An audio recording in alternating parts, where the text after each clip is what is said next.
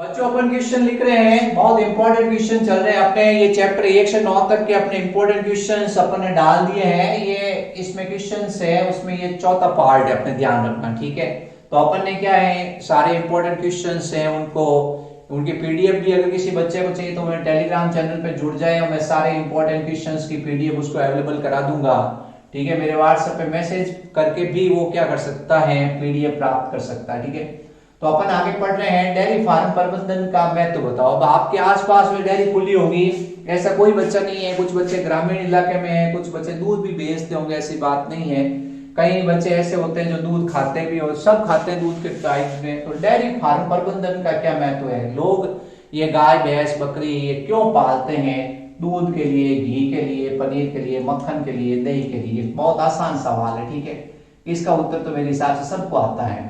अगला सवाल है, डेयरी फार्म प्रबंधन के लिए क्या क्या सावधानी रखनी चाहिए। यानी अगर आप डेयरी फार्म प्रबंधन कर रहे हो, डेयरी फार्म खोल दिया आपने, तो आपको क्या क्या सावधानी रखनी चाहिए। सबसे पहले पशुओं की अच्छी देखभाल होनी चाहिए, यानी पशुओं को अच्छा वातावरण मिलना चाहिए, रहने को शुद्ध हवा और खाने को अच्छा भोजन। यानी पहला तो उनको अच्छी देखभाल, उनको समय समय पर क्या होता है देखभाल की जरूरत पड़ती है। दूसरा क्या होता है, पशुओं को भोजन प्रदान करने का वैज्ञानिक ढंग, उनको कैसा चारा है, किस समय चारा है, किस समय पानी है, वो पिलाना चाहिए। फिर पशु चिकित्सक द्वारा नियमित जांच होनी चाहिए पशु की। फिर उसके बाद दुग्धीकरण, जो दूध प्राप्त हो जाता है और दूध के उत्पाद प्राप्त हो जाते हैं, उनके भंडारण की समस्या आती है, उनके परिवहन के दौरान साफ सफाई की समस्या आती है। तो ये क्या करना है, ये अपने सब चीजों का ध्यान रखना है। अब अगला है पशु प्रजनन के दो उद्देश्य। आखिर अपन पशु प्रजनन करते हैं जिससे उन्नत नस्ल के पशु बनाते हैं। तो हम क्यों बनाते हैं, ताकि पशुओं का उत्पादन बढ़ सके। सबसे पहले तो अपने को क्या करना है, पशु है उनकी संख्या बढ़ानी है। दूसरा, उत्पादन की गुणवत्ता में सुधार करना, जैसे दूध पतला होता है तो दूध जाड़ा हो जाए, दूध के अंदर प्रोटीन अधिक हो, वसा अधिक हो, कार्बोहाइड्रेट अधिक हो।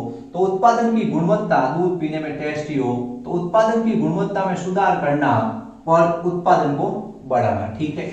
एक आपने पशु है उसको पाला है, वो 10 किलो दूध दे रहा है और दूध अच्छी गुणवत्ता वाला है, तब आप कहोगे कि ये पशु बहुत ही अच्छा है।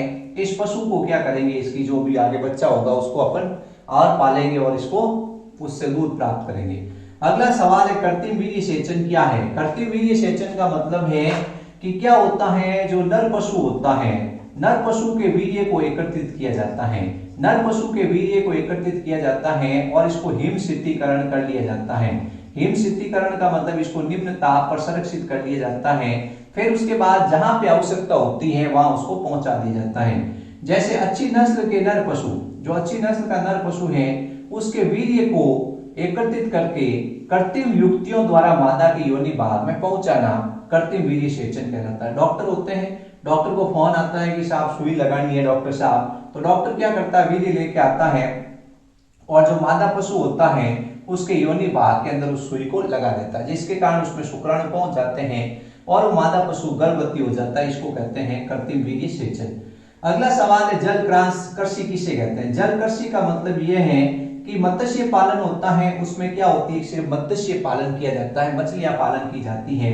अब मछलियों के साथ साथ में अपन जैसे झींगा पाल लें, लॉबस्टर पाल लें, केकड़ा पाल लें, या अपन क्या कर लें कि जलीय पौधे शैवाल वगैरह उगा लें, और दूसरे और भी क्या होती है जल आधारित अपन क्या कर लें, खेती कर लें, तो उसको कहते हैं जल कृषि, ठीक है। सिर्फ ये मत्स्य पालन के कारण क्या हुआ था, नीली क्रांति आई थी, बहुत अधिक मछलियां पाली, जिसके कारण क्या हुआ कि लोग हैं वो मछलियां खा के आराम से जिंदगी निकालने लग गए। तो ये नीली क्रांति मत्स्य पालन से संबंधित है। अब वो सवाल आ गया, जल कृषि किसे कहते हैं, तब आपको बताना है मत्स्य पालन। तालाब है आपके पास, आप उसमें मछली पालो, मछली पालने के साथ साथ आप क्या करो कि मछली को भी तो खाने को चाहिएगा कुछ ना कुछ, तो आप शैवाल पाल लो, उसके अंदर अन्य जीव पाल लो, जैसे आपने झींगा पाल लिया, लॉबस्टर पाल लिया या केकड़ा पाल लिया, और आपने क्या कर दिया, ये खेती करनी शुरू कर दी, तो इसको जल कृषि कहते हैं। अगला सवाल है, कुक्कुट फार्म प्रबंधन। अगर आप कुक्कुट फार्म प्रबंधन करते हो तो कौन कौन से जंतुओं का पालन किया जाता है। तो कुक्कुट का तो पालन करेंगे, बतख भी पाल लेते हैं, टर्की भी पाल लेते हैं, गीज भी पाल लेते हैं, ये सब जंतु भी इस कुक्कुट फार्म प्रबंधन में पाले जाते हैं, ठीक है। ये अपने ध्यान रखना है।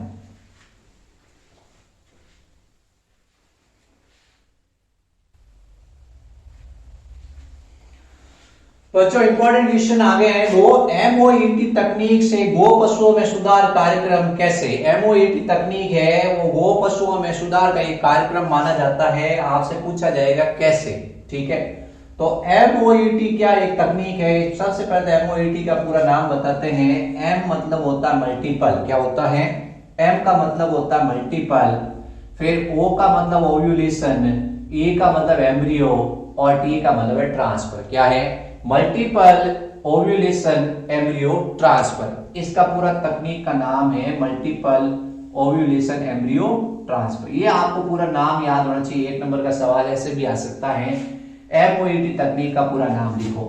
अब आपको बताना ये क्या होती है। गो जो अपन कह रहे हैं गो पशु है उसमें सुधार कार्यक्रम कैसे है।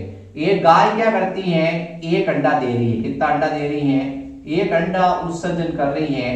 इस गाय को क्या होता है, हार्मोन खिलाया जाता है, follicle stimulating hormone. Follicle stimulating hormone को अपन कह रहे हैं पुट्टी का प्रेरक हार्मोन।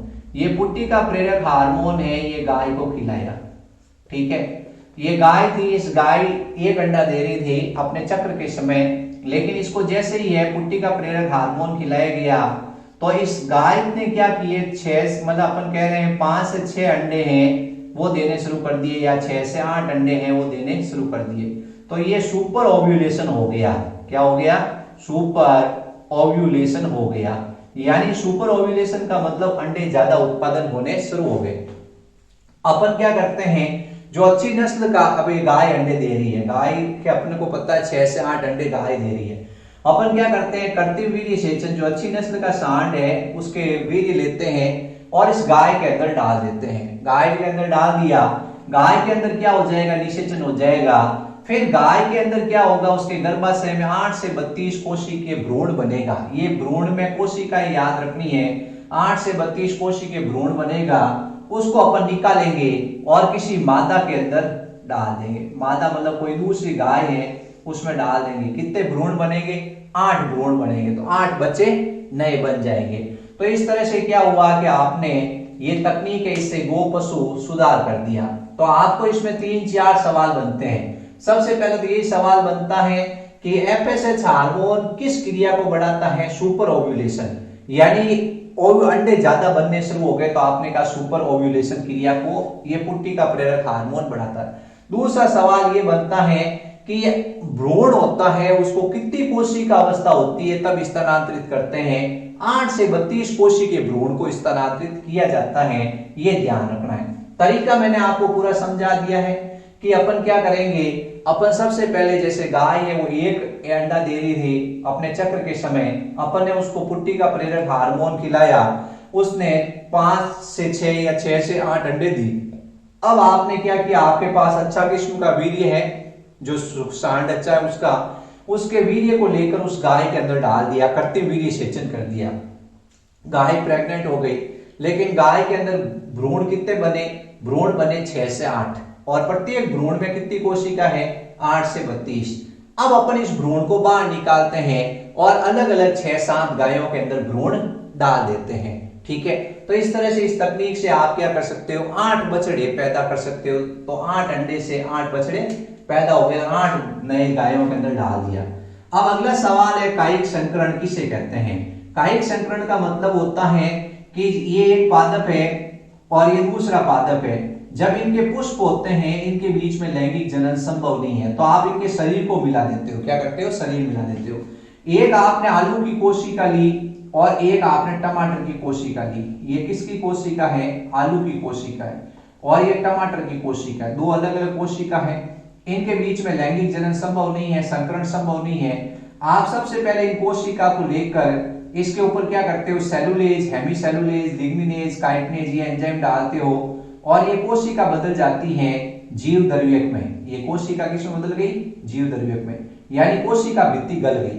तो सबसे पहले आप पादप कोशिका भित्ति गलाते हो। आपने अलग अलग कोशिका ली, कोशिका लेने के बाद इनकी कोशिका भित्ति उसको गला दिया और जैसे ये कोशिका भित्ति गली ये नग्न जीव द्रव्य हो गया। ये कैसा जीव द्रव्य हो गया, नग्न जीव द्रव्य, यानी इसके चारों तरफ कोशिका भित्ति नहीं है। इस नग्न जीव द्रव्य वाली कोशिका या ऐसी पादप कोशिका जिसके चारों तरफ कोशिका भित्ति नहीं होती है उसको कहते हैं जीव द्रव्यक। जीव द्रव्य का आगे लग गया प्रोटोप्लास्ट। अब इस कोशिका को आप क्या करते हो, एक माध्यम में रखते हो जिसमें पॉलीइथाइलिन ग्लाइकॉल है। ये दोनों कोशिकाएं जुड़ जाती हैं और एक कोशिका बन गई। दोनों कोशिकाएं जुड़ी और एक कोशिका बन गई।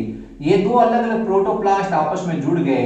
इसको अपन कहते हैं कायिक संकरण। क्या कहते हैं? कायिक संकरण, यानी शरीर मिलाना। कायिक मतलब होता है काया, काया मतलब होता है शरीर। शरीर को मिला दिया आपने, फिर ये एक बन गया। इसको आपने संवर्धन किया, एक नया पादप बनाया। इस पादप के अंदर इन दोनों के गुण आ गए, तो इस पादप का नाम है पोमेटो। क्या है? पोमेटो है। आलू और टमाटर के मिलने से जो पादप बना वो पोमेटो के नाम से है। पी मतलब होता है पोटैटो और टी का मतलब होता है टोमेटो। पोटैटो और टोमेटो के मिलने से बना है पोमेटो। ठीक है, ये याद रखना अपने, पोमेटो। तो इसमें ये पोमेटो आया हुआ है पोटैटो से, और टी-ओ से टोमेटो। क्या आएगा? टोमेटो। ये आपने ध्यान रखना है। तो ये मेन सवाल आता है, कायिक संकरण किसे कहते हैं और एमओईटी तकनीक द्वारा पशु नस्ल सुधार कैसे किया जाता है, ये आपको ध्यान रखना है।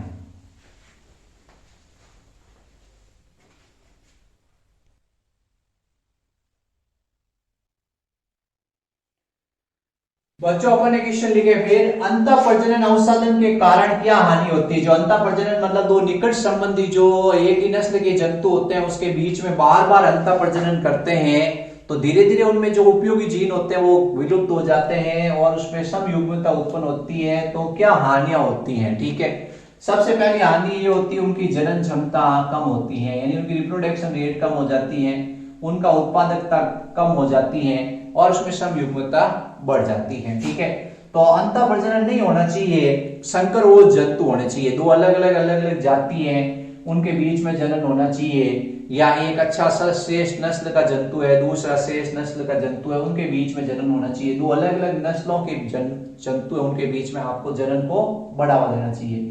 दो निकट संबंधी और एक ही नस्ल के जंतु है उनके बीच में अगर जनन कराओगे तो उसमें जो उपयोगी जीन है वो धीरे धीरे कम हो जाएंगे। इसको अंतःप्रजनन अवसादन कहते हैं, यानी गिरना।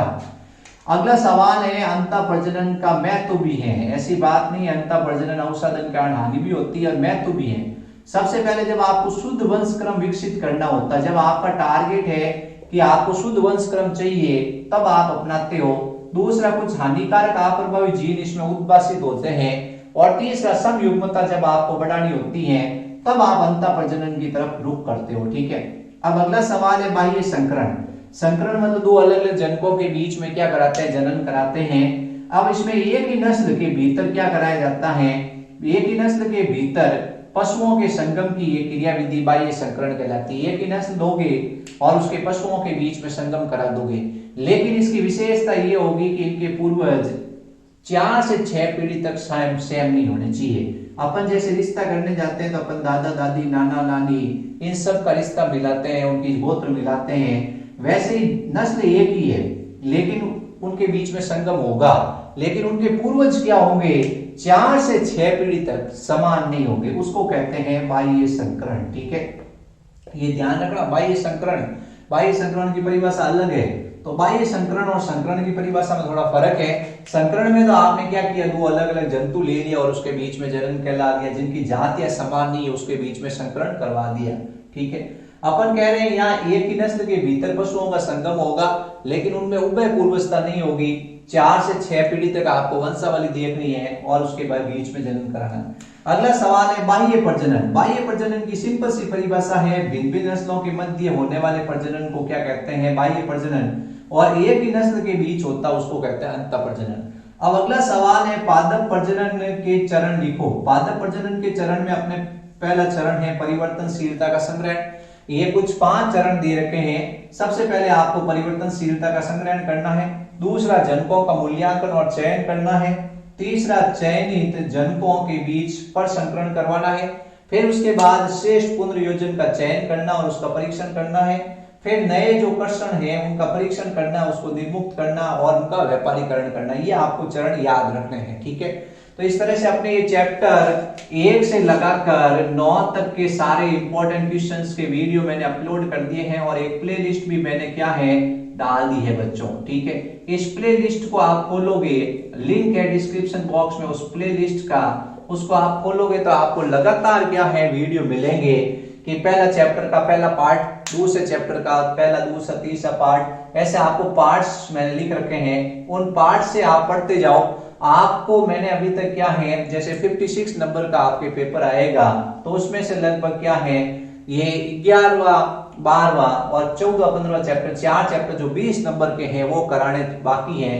बाकी 36 नंबर के मैंने आपको क्वेश्चंस करवा दिए हैं और आपके 36 नंबर पूरे में से पूरे आ जाएंगे। आप सारे वीडियो देखो। अब 20 नंबर के भी मैं आपके जल्दी वीडियो अपलोड कर दूंगा।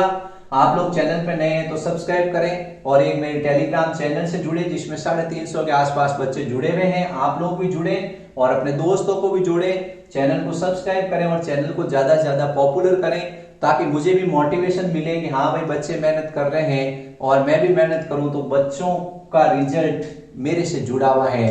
अगर आप लोग अच्छे नंबर लाते हो तो मेरे को बहुत खुशी होती है कि मेरी मेहनत है उसका परिणाम मिला है और आप लोग बहुत अच्छे नंबर लाओगे बच्चों, मुझे विश्वास है। आप लाइन से लाइन पढ़ें। अब बच्चों की समस्या ये होती है, सबसे ज्यादा नेट की समस्या है, तो कोई बात नहीं, उसका तो आपको कोई ना कोई थोड़ा आपको करना पड़ेगा। 1 महीना आप अच्छा रिचार्ज करा लो और 4-5 दिन ये लगातार वीडियो देख लो और वीडियो देखकर आप क्या करो कि सारे के सारे हैं उन प्रश्नों को लिख लो और अच्छी तरह याद कर लो और आप प्रश्नों को समझो। प्रश्नों के अंदर से भी क्या होता है, मैंने छोटे छोटे क्वेश्चन बनाए हैं, उनको समझाया है, तो उस दौरान भी मैंने कुछ प्रश्न पूछे हैं। तो आप वीडियो पूरा देखें, ध्यान से देखें और अच्छी तरह से पढ़ें। आपको इस बार फुल मार्क्स लाने हैं और जैसे ही आप लोगों को अच्छे मार्क्स आते हैं आप कमेंट बॉक्स में रिप्लाई जरूर दें। जैसे ही आपका रिजल्ट आए मुझे भूलना नहीं है, आपको याद रखना है कि सर ने पढ़ाया और हमारे अच्छे नंबर आए हैं। थैंक यू बच्चों।